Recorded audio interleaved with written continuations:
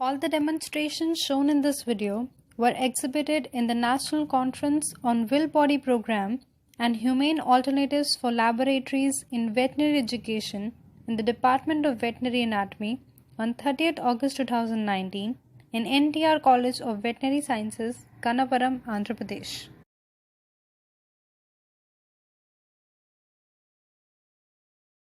This electrical modified instrument, that is a peristaltic pump.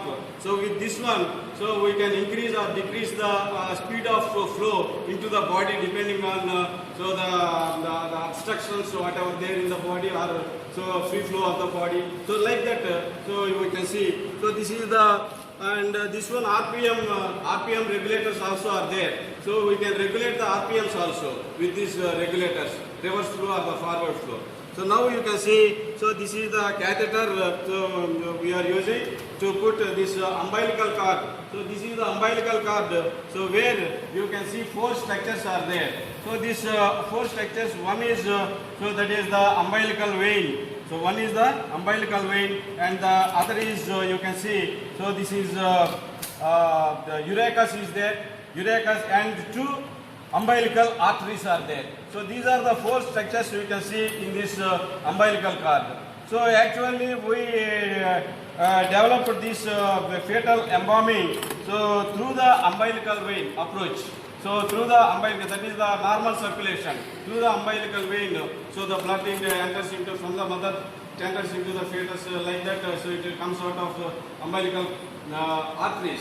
So in the same way, we are introducing this catheter into the umbilical vein and we will see whether the free flow is there in this circulation or not.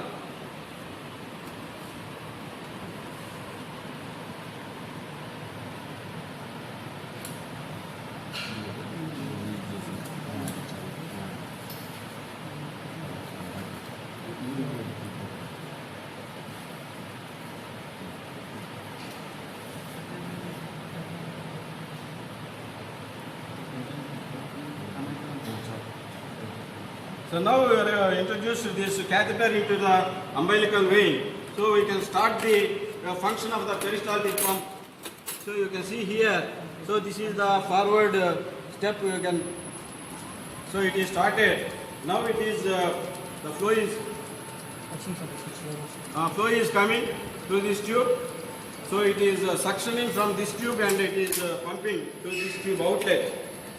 So through the urachus it is coming out means somewhere some obstruction is there in the normal circulation. You can see we should tie this urachus. We should tie, otherwise the entire embalming fluid will leak out.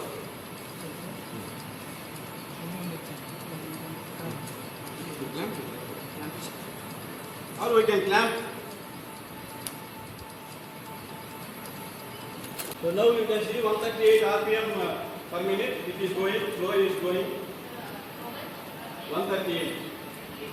So normally that is 100 it should be there. So that is the normal RPM. So with the force it enters into the body.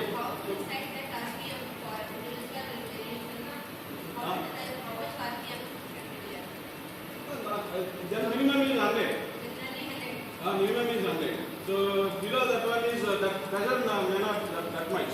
So that's why minimum is 100 should be there. So if more than that one, if it is freely flowing, is no problem. Otherwise, we should reduce some RPM. So we can see without leakage it is going. So that means it is going normally. So we will see whether how the quantity is there, how it is injected. Almost 3 liters it is injected, 3-4 liters.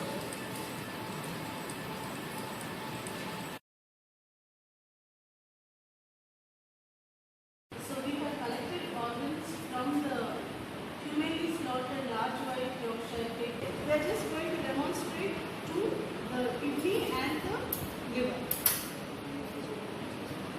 So just remove the fat and everything so that it is more clear. Then identify the 3 vessels. So one is the renal artery, what we are putting. Then you have the vein and this is the ureter. You all know because you are all anatomists. Then we have ligated it so that it doesn't come out of its place.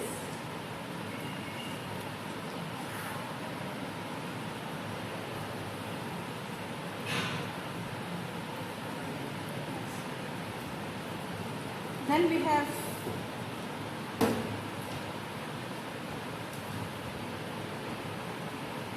injected formalin.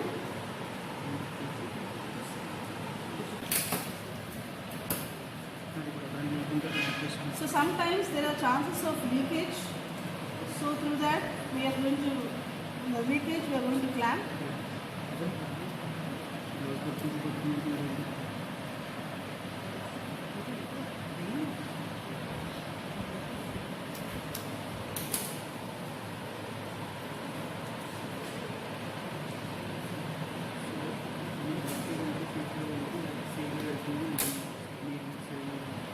If there is any blockage, generally this formalin will not enter, it will reflux back.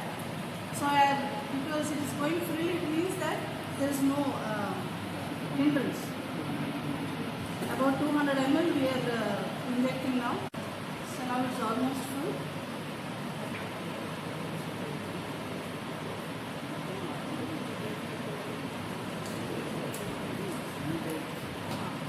Now we will remove the catheter and then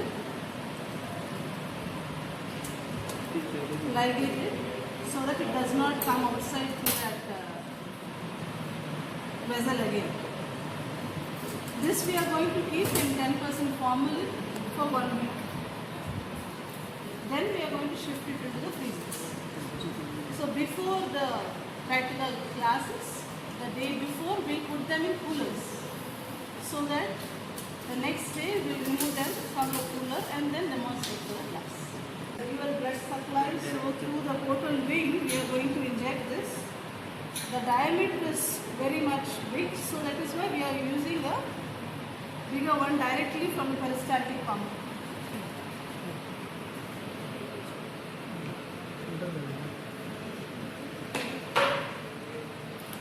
So we will direct this into all the lobes of the liver.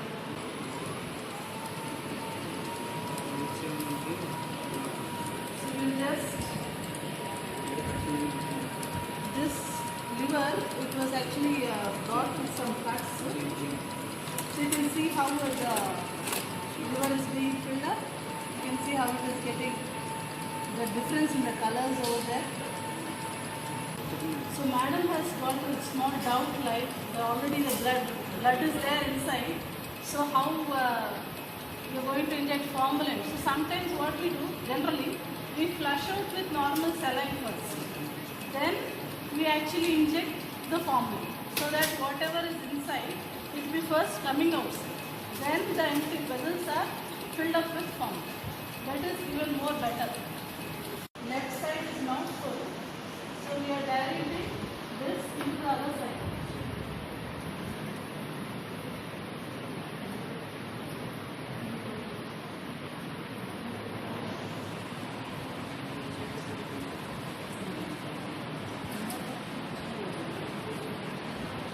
A small caliber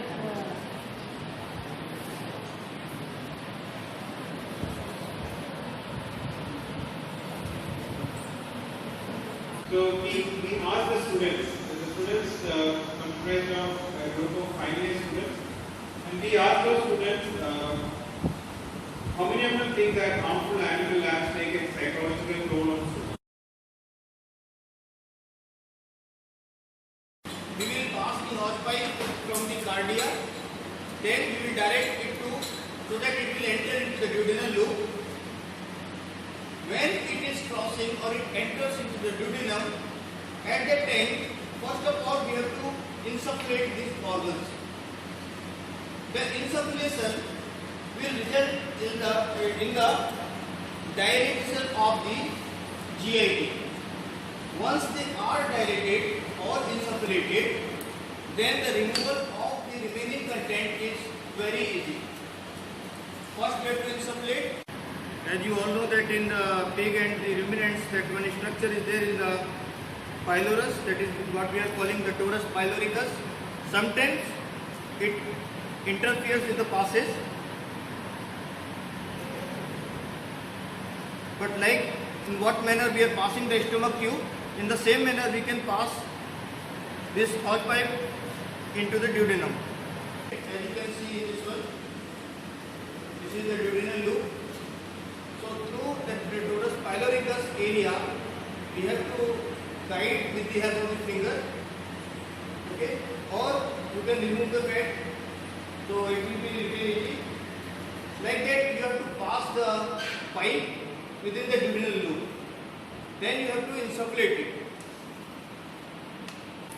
And after insufflation, when everything will be dilated, we have to start the infusion or perfusion of the formula inside the loop. We are not removing any other attachment to GIT. So these all attachments will be intact.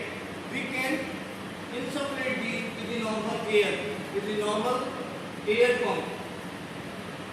It depends like what air pump you are using, like the normal cycle pump you can use, or the motor with motor some integrators are coming, that type of pumps you can use. You blow air inside, formula is there, that will take care of the fixation and the preservation, and then you can convert these organs into dried specimen. For that, making dried specimen, after initial drying means when you will see there is no water over the surface, the normal wooden paint or varnish we can apply.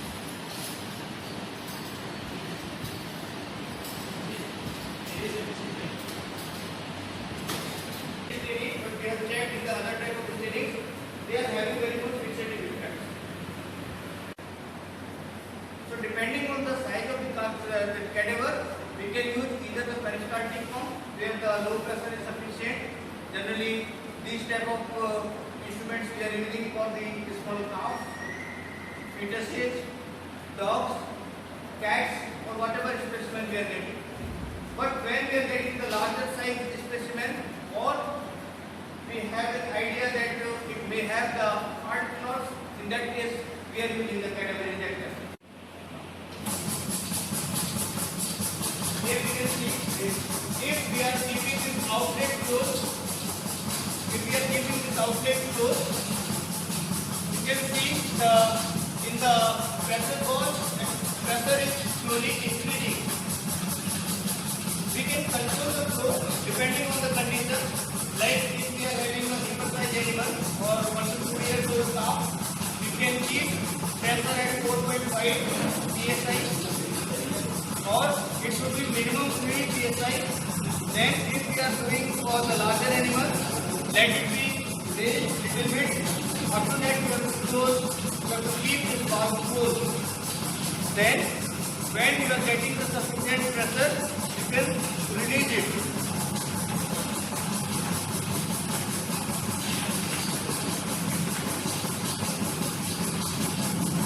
You see, this is the flow rate now, and keeping it close again.